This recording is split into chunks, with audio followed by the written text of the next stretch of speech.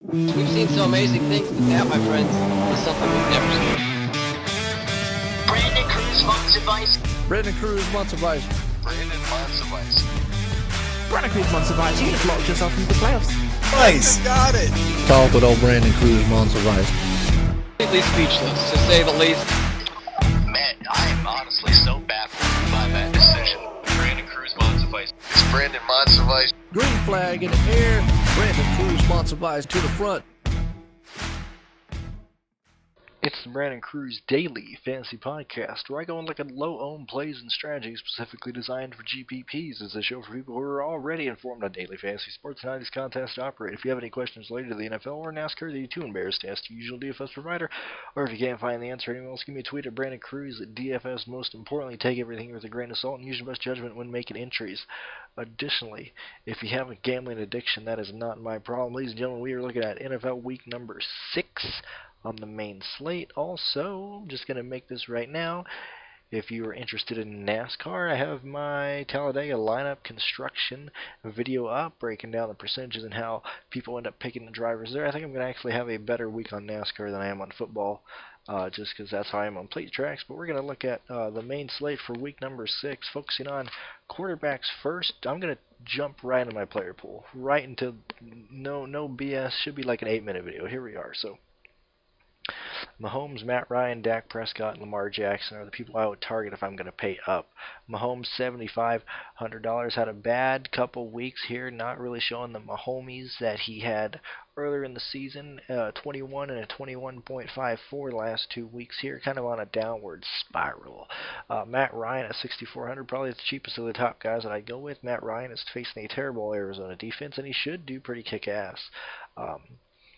I don't expect the running game to do much because that's one thing Arizona is good at. But if he has Sanu, Ridley, and Jones out there running around, I believe they've got a good chance of beating the Cardinals and Dak Prescott and Lamar Jackson. Now, I'm more likely to use Mahomes or Matt Ryan, but if I was going to go, it'd probably be Jackson next just because he's facing Cincinnati. It's a darn easy week for the Ravens, but I believe Mark Ingram is going to have a fantastic week, so I'm not too big on Jackson. I'd rather go Ingram if I'm going to go somewhere on the Baltimore side.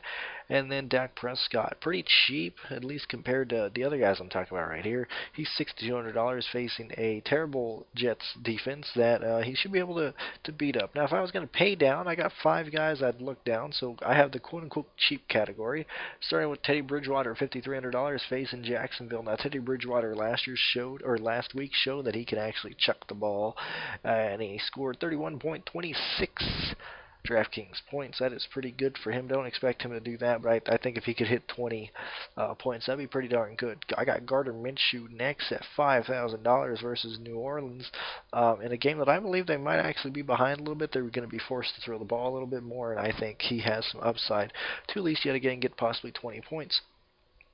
And Kirk Cousins, just because they're facing a terrible Philadelphia defense and they're being forced to throw a little bit more to make their receivers happy. I still think Dalvin Cook has a fantastic week, but if I was going to go to a cheap quote-unquote quarterback, I'd go Kirk Cousins. Now, if you really want to get interesting and play guys that seem like they're in good matchups, Marcus Mariota against a terrible Denver defense. I know he was horrible against Buffalo, but Denver is not the defense that they had. I forgot who they're. Oh man, I just went blank. I think it's Chubb on the defense. I think he's out for the season. Actually, I could be wrong. I'm making this at 2 a.m. in the morning, so I'm kind of a bit tired. But there are faults in Denver's defense that you could exploit here, and he's only $4,900. This could be a week that Mariota actually goes off, and I don't think he's going to be on at all. And then I have Josh Rosen at $4,500. Come on, guys. He's facing the Redskins. If there was ever a week Josh Rosen might actually light up, it could be the Redskins. I don't know if I'm going to go down there, but to at least Rosen. But I'd be more interested in Mariota over than Rosen. But my main quarterbacks I'm going to target are Mahomes, Ryan, and probably Mariota, actually. And I'm only probably going to make 7 lineups. I might throw Mariota in about 2 of them, just see how that works with the salary relief. Moving on to running backs. Now, I like Fournette. He's getting a lot of high volumes. I think Le'Veon Bell is too cheap, and Sam is back. Derrick Henry, he's a bell cow. Denver is a bad defense. Like I just said, he should go off. And what is this? No good. Jesus, man, I forgot what I wrote there. No. Oh, they don't have they don't have the backup running back. Hold on, let me look right fast. I gotta look. That's what I was gonna say. The Tennessee Titans. Yeah, no, never mind. I forgot what I wrote there. Can't read it. I expect Henry to get 25 targets. I apologize for that. Mark Ingram at $6,600 is too cheap. I believe he should have a good week. Elliott, Kamara, and Chubb will be low owned. I think Chubb will be the most low owned out of everyone there. Then it's Elliott. Then it's Kamara. Between those top guys there. Carson should have a good week, but we've seen that before. It could work out, could not work out. And then David Johnson isn't a good matchup. If he does not play, Chase Edmonds is a must-play. He's too darn cheap. You gotta play him. Adrian Peterson at $4,500 with a Redskins team that wants to run the ball. I like that to save money. I think this could possibly be a week that you could pay down a running back and pay up a wide receiver. Not really worried about it. Tevin Coleman back. This will be his second game back after an injury. I know he played week 1, but he played last week. Did decent.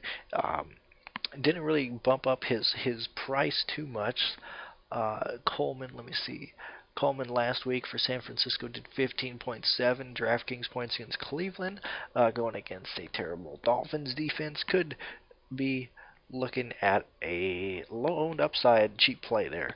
And then Howard or Sanders for Philadelphia, whoever you're looking at. I mean, everybody else is injured in the Philadelphia backfield or running back, whatever. It's just Howard and Sanders for the running backs for Philadelphia. And then Ken and Drake, $4,400 against a terrible Redskins defense. I'm actually very interested in the Washington-Miami game for really cheap guys that could actually do very well. Now, the people that I'm going to actually end up focusing on would probably be Adrian Peterson. And I'm going to try and see how many guys I can fit in here. But I like Adrian Peterson, I like Fournette, I like Bell, I like Henry, and I like Ingram the most. Just because I think I'm going to end up paying down for running back. Moving on to wide receivers, obviously Jones, Kupp, Cooper, Hill, Thielen are all in a excellent position. Ridley, Woods, Chark, and Landry are also in good positions. But now I'm going to go into more detail of who I like. I'm more inclined to play Amari Cooper. I'm more inclined to play, where is he at? Just blank, I didn't write it down. I'm more inclined, let me look over here, I have it written down on my computer. I'm more inclined to play Cooper and a low-owned Beckham that I just don't think people are going to end up owning. If I was to pay down like $5,000, I'd be interested in Ridley. And Woods, not going with DJ Chark. I know he did great last week, and I've been all over DJ Chark. He exploded last week. I'm hopping right back off, just like I did with Mike Evans when he went off. Hopping right back off on Chark. I'm interested. Got a little bit of interest in Landry, and in Westbrook for $5,100. He should have no ownership at this point. I like Sutton at $5,000. Tate at $4,500 for Cincinnati is interesting. I'm just not too sure how it's going to go. Now, Kansas City is where I'm really focusing in on a lot of stuff because Hardman is $5,300. Pringle is $3,500. I think Pringle's going to have a nice weekend at $3,500. Put him, Peterson, into a lineup. You've already saved a ton of money there. Possibly bringing it back with Marcus Mariota. You can stack your lineup however you want to. But if I was going to go like a high-end wide receiver, I might actually go with Travis Kelce for the tight end position there just because I don't think anyone's going to own him. I'll come back to tight ends after this. I just want to talk about him right there. Let's see, Robbie Anderson comes back for the Jets. Don't think he's going to explode, but he could be really good. He's freaking cheap. Adam Humphries at $3,800 is cheap. Trey Quinn at $3,700 is cheap. I think the cheapest I would actually feel comfortable going would either be Keyshawn Johnson for Arizona or Preston Williams for Miami. Those would be probably the cheapest guys that I'll go with. So those are the guys that I've written down. My actual player pool for wide receivers. It includes Jones, Cooper, Thielen, Ridley, Woods, Landry, Westbrook, Sutton, Preston Williams, Trey Quinn, and Pringle from Kansas City. That is my current player pool. It might end up changing, but that's who I like right now. So tight ends, like I said, Kelsey is expensive, and he's quote-unquote bad. He's underperformed the last couple of weeks, should have no ownership. Kittle, it's going to carry ownership. Hooper should be the best tight end on the slate, playing the Cardinals, who have given up the most amount of points to the tight end position this year. I understand that. I've been high on Hooper this whole year. I have him in every single season-long draft I have. I'm going to play Hooper. I don't care. I really, really don't care. Mark Andrews, he could be the highest value tight end, and he could be a great pivot off of Hooper. I like his play as well. Disley and Everett are just some guys that I'd go with if I wasn't going to go with those main guys. So the people that I actually really like for tight end, my actual player pool: Kelsey, Hooper, Andrews, Disley, and sprinkle for the Redskins if you want someone at $2,600. Just say fuck it, you can do that as well. And then defenses, possibly a week 2. Possibly pay down for defenses. Actually get lucky. Jets, $1,500. Don't really have to get much out of them. Might not win a GPP with the Jets, but if you're playing cash and you want some high quality guys, Jets defense at $1,500 is where you'd like to go. I like the Cowboys at $4,300. I don't know if I'm going to end up going with them fully, but Cowboys are interesting. I like the Cardinals at $1,900. And I like the Titans at $2,900. I think the Titans can actually put up a really good defense against Denver. Flacco's horrible. They're going to sack him. I'm not too worried about the running game for Denver. I like the Titans a lot. Chiefs defense, I'm interested in. They're going to carry ownership. Those are the guys I'm looking at right now. So I got Jets, Cardinals, Titans, and Chiefs. Those would be the main guys I would look at. I would look at it this way also. I would play a chalk tight end and get cute at defense, honestly, this weekend. This is not a weekend to get cute at the tight end position. We're going to have to go with who we like. I'm not going to worry about, getting cute, pivoting off of someone, whatever. Also, as I stated before I took my break last week, is that this year has been crazy. A lot of guys scoring over 30 points, scoring over 25. You pretty much need every one of your guys in your lineup to score 30 points if you're going to cash in a huge GPP. So just keep that in mind. It's go big or go home. Play the guys that you think have the biggest upside, the highest ceiling.